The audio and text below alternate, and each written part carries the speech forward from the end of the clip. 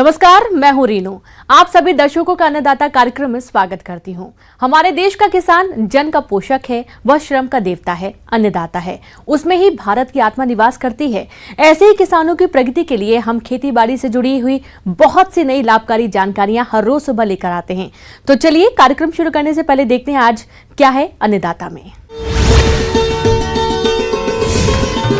सरसों की वैज्ञानिक तकनीक से बुआई पर जानकारी।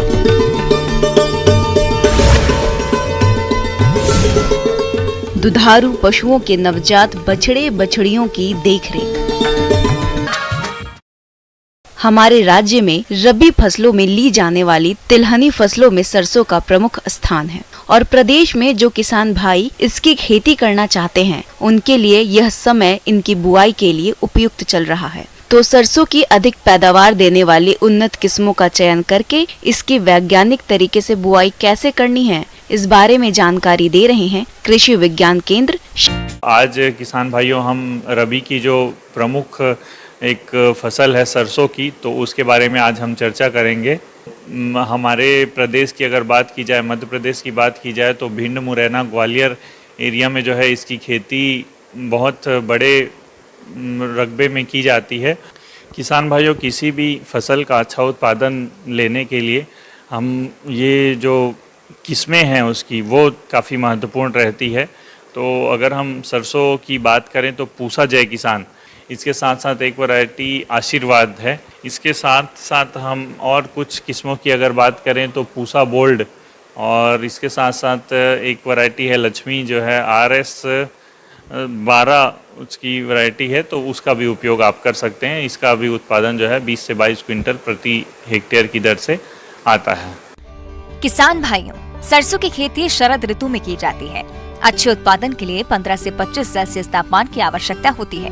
वैसे तो इसकी खेती सभी मृदाओं में की जा सकती है, लेकिन अधिक उत्पादन के लिए बुआई दोमट मृदा अधिक उपयुक्त होती है। ये फसल हल्की क्षारीयता को सहन कर सकती है, लेकिन मृदा अम्लीय नहीं होनी चाहिए। इसके लिए हम बात कर लेते हैं। अगर भूमि की तैयारी की बात करें तो सबसे पहले तो खरीफ में जितनी भी फसल आपने लगाई होगी या बरसात के मौसम में जो ज़मीन पड़ती आपने छोड़ दी होगी, तो उसकी तैयारी अच्छे से कर लें, क्योंकि सरसों के जो बीज होते हैं वो बहुत ही बारीक होते हैं, छोटे होते हैं। तो भूमि की तैयारी इस प्रकार से करें कि अच्छी तरह से मिट्टी भुरभुरी हो जाए। एक बार मिट्टी पलट हल से आप इसकी अच्छी तरह से जो है जुताई कर लें। इसके साथ साथ 3 से 4 बार क्रॉस जुताई कर सकते हैं आप अपनी सुविधा के अनुसार, और मिट्टी को अच्छी भुरभुरी कर लें। सरसों की खेती के लिए आवश्यक खाद एवं उर्वरकों की बात करें तो इसमें सबसे पहले तो आप बुआई से 3-4 सप्ताह पहले 8 से 10 टन अच्छी पकी हुई गोबर की खाद का आप उपयोग कर सकते हैं, जिससे खेत में जीवाश्म की मात्रा अधिक बढ़ जाएगी और आपका उत्पादन भी अच्छा होगा। और इसके साथ साथ अगर रासायनिक उर्वरकों की बात करें तो यूरिया की मात्रा जो नाइट्रोजन जो है 60 किलोग्राम प्रति हेक्टेयर, और फास्फोरस जो है 80 किलोग्राम प्रति हेक्टेयर, और पोटाश जो है 60 किलोग्राम। 10 किलोग्राम प्रति हेक्टेयर की दर से आप सल्फर का इस्तेमाल करें। इसमें नाइट्रोजन की आधी मात्रा, फास्फोरस और पोटाश के साथ सल्फर की पूरी मात्रा बुवाई से पहले अंतिम जुताई के समय खेत में मिला देना चाहिए, और शेष आधी नाइट्रोजन की मात्रा को बुवाई के 25 से 30 दिन बाद प्रयोग करने से आने वाले समय में सरसों की फसल से अधिक उत्पादन मिलेगा। इसके बाद हम बात कर लेते हैं बीज दर और इसकी बुआई का समय का। तो चूंकि इसके बीज बहुत ही बारीक होते हैं, छोटे होते हैं, तो आप प्रति हेक्टेयर जो है 4 से 5 किलोग्राम की बीज दर इसमें जो है लगनी आवश्यक है। और इसके साथ हम बात कर लेते हैं जो सबसे महत्वपूर्ण चीज़ रहती है बीज उपचार की। तो बीज को बुआई से पहले आप बीज उपचारित करना ना भूलें, और इसके लिए आप कार्बेंडाजिम या बावेस्टिन 2 ग्राम प्रति केजी बीज की दर से आप उसको अच्छी तरह से मिक्स कर लें और बीजोपचार करें। इसके साथ ही साथ कई बार देखा जाता है कि सरसों की फसल बुआई के बाद प्रारंभिक अवस्था में कटुआ कीट का प्रकोप हो जाता है, तो उससे बचने के लिए आप जो है थायोमेथाक्साम 1 ग्राम प्रति किलो बीज की दर से आप उससे भी उपचारित कर सकते हैं, जिससे प्रारंभिक अवस्था में कीटों से जो है उसकी सुरक्षा हो सकेगी। और इसके साथ ही साथ हम बात कर लेते हैं इसकी बुआई का जो उपयुक्त समय है वो लगभग 15 अक्टूबर से 15 नवंबर के आसपास तक इसकी बुआई का जो है एकदम उपयुक्त समय है। अगर आप इस समय बुआई कर देते हैं तो निश्चित रूप से आपको अच्छा उत्पादन प्राप्त होगा। इसके साथ ही साथ हम बात कर लेते हैं पंक्ति से पंक्ति की दूरी और पौधे से पौधे की दूरी कितनी रखें। तो पंक्ति से पंक्ति की दूरी लगभग 45 सेंटीमीटर से 50 सेंटीमीटर रखें और पौधे से पौधे की दूरी जो है वो 10 सेंटीमीटर रखें। और कोशिश ये करें कि इसको आप पंक्ति के हिसाब से लाइन टू लाइन अगर आप बुआई कर सकें तो वो सबसे ज़्यादा अच्छा रहेगा, क्योंकि उसमें आप जो है कीटनाशक या निंदाई गोड़ाई का जो कार्य करते हैं तो वो आसानी से आप कर सकते हैं। किसान भाइयों, सरसों की फसल में अधिक सिंचाई की जरूरत नहीं होती है, लेकिन अच्छी उपज के लिए पहली सिंचाई फूल आने के समय और दूसरी सिंचाई फलियों में दाने भरने की अवस्था में करनी चाहिए। यदि जाड़े में वर्षा हो जाती है तो दूसरी सिंचाई ना भी करें तो उपज अच्छी प्राप्त हो जाती है। किसान भाइयों, अब हम बात कर लेते हैं इसमें खरपतवार प्रबंधन की। तो इसमें खरपतवार प्रबंधन, जैसा कि आप सभी जानते हैं कि किसी भी फसल के अच्छे उत्पादन के लिए जो है अपने खेतों को खरपतवार से मुक्त रखना अत्यंत ही आवश्यक है, क्योंकि ये खरपतवार जो है वो मुख्य फसल से प्रतिस्पर्धा करने लगते हैं। पोषक तत्वों के लिए, वायु के लिए, जल के लिए उत्पादन को भी काफ़ी हद तक कम कर देते हैं। और सरसों की हम बात करें तो सरसों की बुआई के तुरंत बाद आप जो है पेंडीमेथिलिन नामक रासायनिक जो खरपतवार नाशक है उसकी 3 लीटर मात्रा प्रति हेक्टेयर की दर से आप इसका घोल बनाकर अच्छी तरह से छिड़काव कर दें, जिससे कि इस खेतों में एक परत बन जाती है और वो फिर खरपतवारों को कुछ दिन उगने नहीं देता। और इसके बाद जो है आप सरसों की बुआई के बाद जो है आप हाथ से हस्तचलित यंत्रों के माध्यम से आप खरपतवार का नियंत्रण एक से दो बार करके आप इसका नियंत्रण कर सकते हैं। तो ये थी किसान भाइयों मेरे द्वारा बताई गई छोटी छोटी जानकारी, जिसका आप उपयोग करके आप अधिक से अधिक मात्रा में। ब्रेक के बाद एक बार फिर से आप सभी दर्शकों का अन्नदाता में स्वागत है। पशुपालक भाइयों, बछड़े और बछड़ियों की देखभाल शुरुआती दौर में अच्छी तरह से होना काफी महत्वपूर्ण है, क्योंकि आज की बछड़ी या बछड़ा कल की होने वाली गाय, भैंस या बैल है। इसलिए जन्म से ही इनकी सही देखभाल करनी चाहिए, जिससे पशुपालक भाइयों का खर्च उनके पोषण पर कम आता है और सही समय पर दूध और आमदनी देने लायक हो जाते हैं। तो आप कैसे करें इनकी देखरेख, इसकी जानकारी दे रही हैं डॉक्टर शिवांगी शर्मा। आज मैं आप सभी को नवजात बछड़ों की देखभाल के बारे में कुछ जानकारी साझा करूंगी। जैसे कि हम जानते हैं, एक डेयरी फार्म की सक्सेस तभी है जब हमारे जो बछड़े हैं उनका हम अच्छे से मैनेजमेंट कर पाएं और वो बड़े होकर गाय, दुधारू गाय में अच्छी तरह से बड़े हो सके, गाय बन सके जल्दी। पशुपालक भाइयों, जन्म के ठीक बाद बछड़े या बछड़ियों के नाक और मुंह से कफ, श्लेष्मा इत्यादि को साफ करें।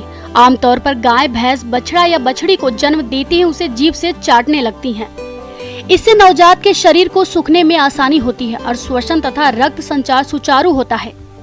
यदि गाय और भैंस नवजात को न चाटे तो ठंडी जलवायु की स्थिति में बछड़े के शरीर को सूखे कपड़े या टाट से पोंछकर सुखाएं।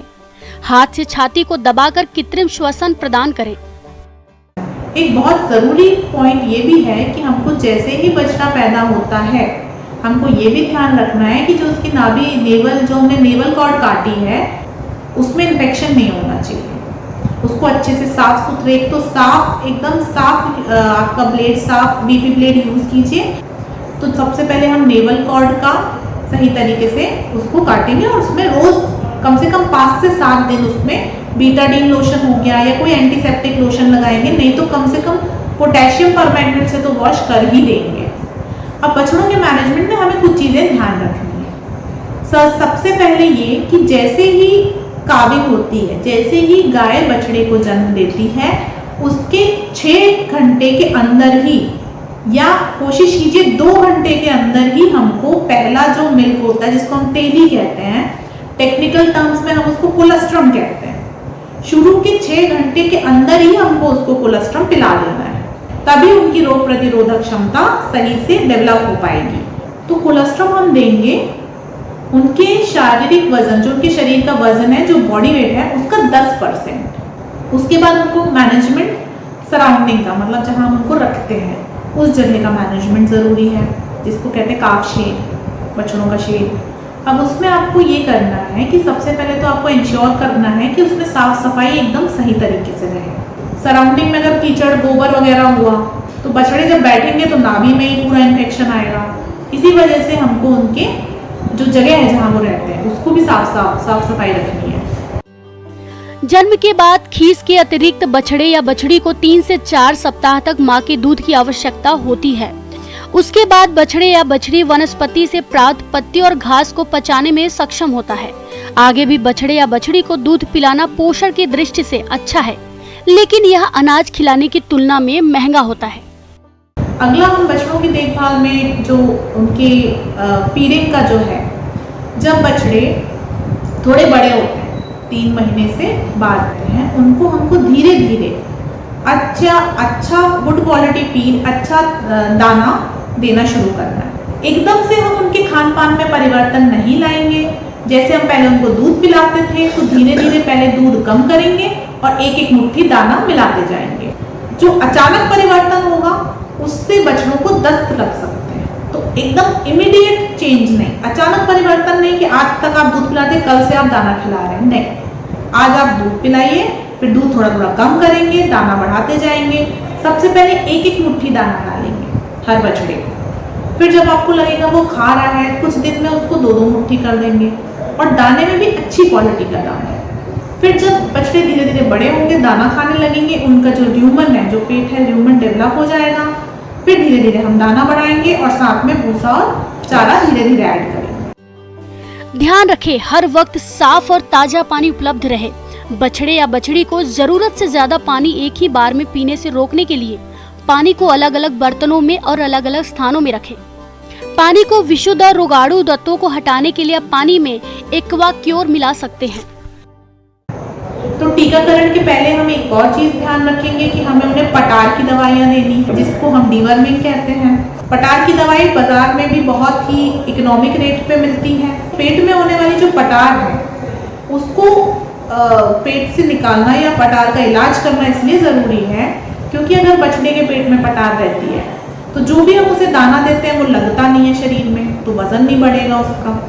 दूसरी बात, हम टीका अगर कर देते हैं तो अगर अब पटार है और हम टीका कर देते हैं तो वो टीकाकरण फेल हो जाता है, जिसको हम वैक्सीनेशन फेलियर कहते हैं। इसलिए हम पहले पटार की दवाई खिलाएंगे जो कि वजन के हिसाब से होती है, बॉडी वेट के हिसाब से। साथ ही साथ हमें ये बहुत ध्यान रखना है कि अगर बछड़े 6 महीने के हो रहे हैं तो हमको टीकाकरण पे बिल्कुल जोर देना है। भारत में होने वाली बहुत जो गंभीर बीमारियां हैं वो हम सिर्फ टीकाकरण से रोक सकते हैं, जैसे FMD, HS, BQ, आपके जो मुख्य हैं, ये प्रमुख हैं, ये बछड़ों में हम टीकाकरण, इनका जो टीकाकरण है ये 6 महीने की उम्र से ही स्टार्ट होता है। टीकाकरण के लिए आप सबसे पहले ध्यान रखें कि 6 महीने की उम्र में आप अपने पशु चिकित्सक को बुलाएं। टीकाकरण जो होता है जानवरों का वो सीजनल बेसिस पे भी होता है।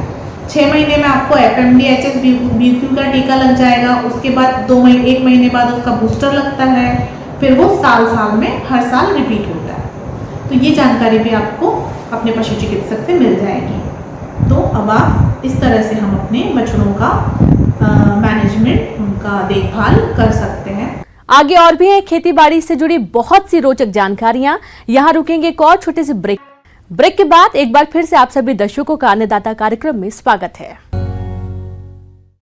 किसान भाइयों, शकरकंद एक कंद वर्गीय सब्जी फसल है। इसकी खेती आलू की खेती की तरह की जाती है। इसके पौधे भूमि के अंदर और बाहर दोनों ही जगह विकास करते हैं। भूमि के ऊपर इसके पौधे का फैलाव बेल के रूप में होता है। शकरकंद को उबालकर और भूनकर ऐसे ही खाया जाता है। इसके अलावा इसे सब्जी बनाकर भी खाते हैं, इसलिए बाजार में इसकी अच्छी मांग रहती है। तो आप कैसे करें शकरकंद की खेती, इसकी पूरी जानकारी लेते हैं डॉक्टर विजय कुमार सिंह से।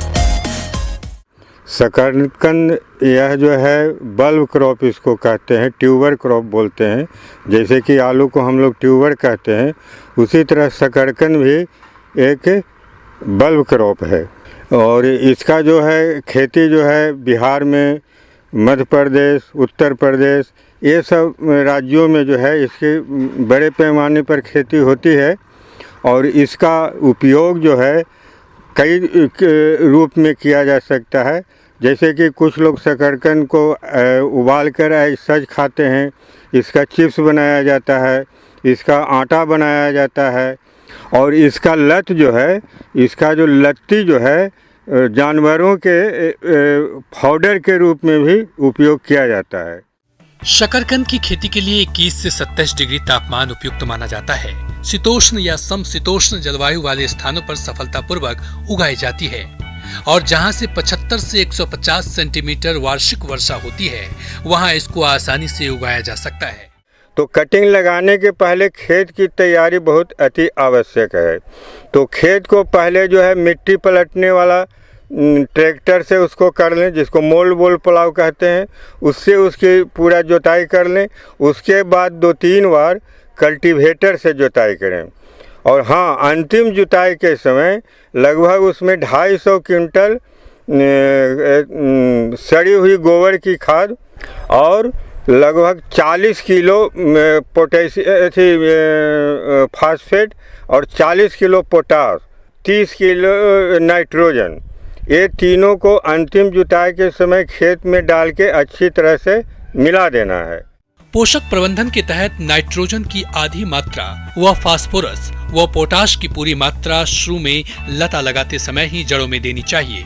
शेष नाइट्रोजन को 2 हिस्सों में बांटकर एक हिस्सा 15 दिन में, दूसरा हिस्सा 45 दिन टॉप ड्रेसिंग के रूप में प्रयोग करना चाहिए। अब जहाँ तक इसकी खेती की बारी है, तो इसकी खेती के लिए हमें उन्नत किस्मों का चुनाव करना चाहिए। तो शकरकंद में कई तरह का कलर आता है। कुछ शकरकंद उजला होता है, कुछ लाल होता है, कुछ बैंगनी कलर का होता है। तो जिस कलर का लगाना चाहते हैं उस कलर का पहले प्रभेद का चुनाव करें।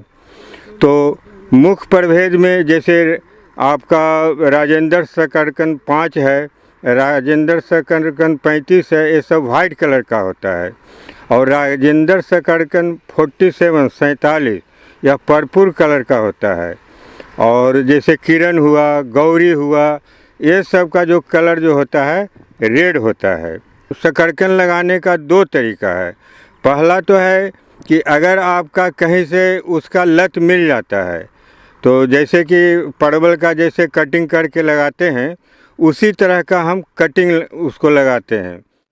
शकरकंद की खेती के लिए हमें 1 हेक्टेयर खेती के लिए 84,000 लताओं के टुकड़ों या कटिंग की आवश्यकता होती है।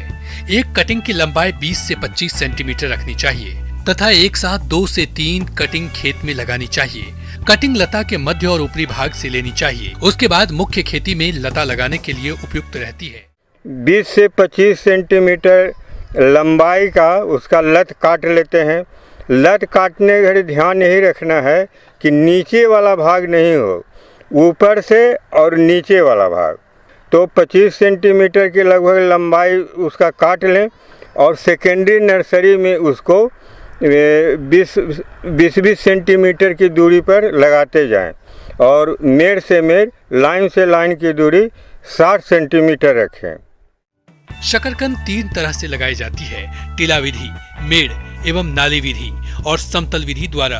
वैसे इन तीनों विधियों का अपना अलग अलग महत्व है। टीला विधि जहां जल जमाव की समस्या रहती है वहां अपनाई जाती है और दूसरी मेड़ या नाली विधि ढलाव वाले भूमि के लिए उपयुक्त रहती है। समतल विधि हर जगह के लिए उपयुक्त है, किंतु 1 माह बाद जड़ों पर मिट्टी चढ़ाकर मेड़ बनाना आवश्यक होता है। और उस भाइन को मेन फील्ड में लगाना है। तो लगाने का जो उसका जो दूरी जो हुआ, तो कहीं कहीं लोग लाइन से लाइन 50 रखते हैं, कहीं लोग 60 से रखते हैं। तो निर्भर करता है कि वह वैरायटी का बढ़ाव कैसा है। कहीं वो ज़्यादा फैलने वाला तो नहीं है। अगर ज़्यादा फैलने वाला रहेगा तो हम उसको लाइन से लाइन 60 रखेंगे। और पौधा से पौधा की जो दूरी है, कटिंग से कटिंग जो लगाएंगे, वो हम लगाएंगे 20 से 25 सेंटीमीटर की दूरी पर।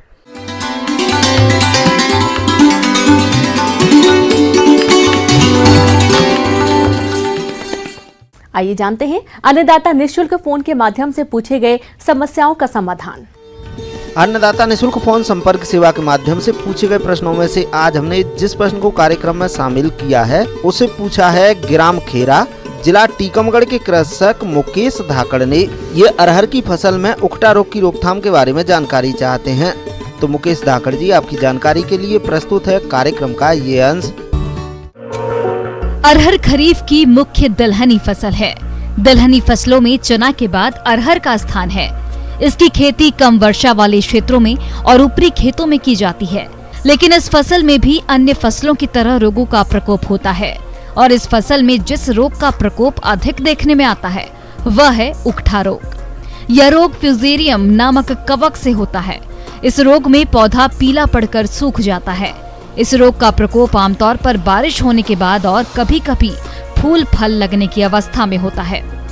रोग ग्रसित पौधे की जड़ें सड़कर गहरे रंग की हो जाती हैं तथा छाल हटाने पर जड़ से लेकर तने तक काले रंग की धारियां पाई जाती हैं। एक ही खेत में कई वर्षों तक अरहर की फसल लेने पर ही यह रोग तेजी से फैलता है और फसल में इस रोग का प्रकोप अधिक होने पर पूरी की पूरी फसल ही चौपट हो जाती है। इसलिए किसान भाइयों, यह जरूरी है कि आप इस रोग की समय से रोकथाम कर लें। और जहां तक रोकथाम की बात है तो आप इस रोग का खड़ी फसल में कोई भी प्रबंध नहीं कर सकते हैं। इसलिए आप इस समय यानी बुआई के समय ही इसकी रोकथाम के उपायों को अपनाकर फसल को इस रोग से बचा सकते हैं और आगे चलकर अच्छी उपज भी ले सकते हैं। किसान भाइयों, जहां तक इस रोग के प्रबंधन की बात है तो जिस खेत में रोग का प्रकोप अधिक हो वहां 3 से 4 साल तक अरहर की फसल न लें। खेतों की 3 वर्ष में एक बार ग्रीष्मकालीन गहरी जुताई जरूर करें और ऐसे खेत का चयन करें जिसमें बरसात का पानी न ठहरता हो। इसके अलावा रोग प्रतिरोधी प्रजातियां जैसे पूसा 991, आजाद, ICPH 8, ICPH 2740, ICPH 2671, नरेंद्र अरहर 1, नरेंद्र अरहर 2 की बुआई करें। बुआई से पहले ट्राइकोडर्मा 8 से 10 ग्राम से प्रति किलोग्राम बीजों को उपचारित करें। इसके अलावा आप भूमि शोधन भी कर सकते हैं।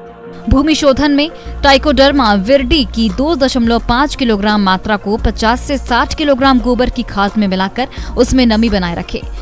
इसके बाद इस खाद को जूट के बोरे से छायादार स्थान पर ढक दें और 3 से 4 दिनों पर उसकी पलटाई कर दें। करीब 8 से 10 दिन बाद इस खाद को प्रति हेक्टेयर में खेत तैयारी के बाद प्रयोग करें।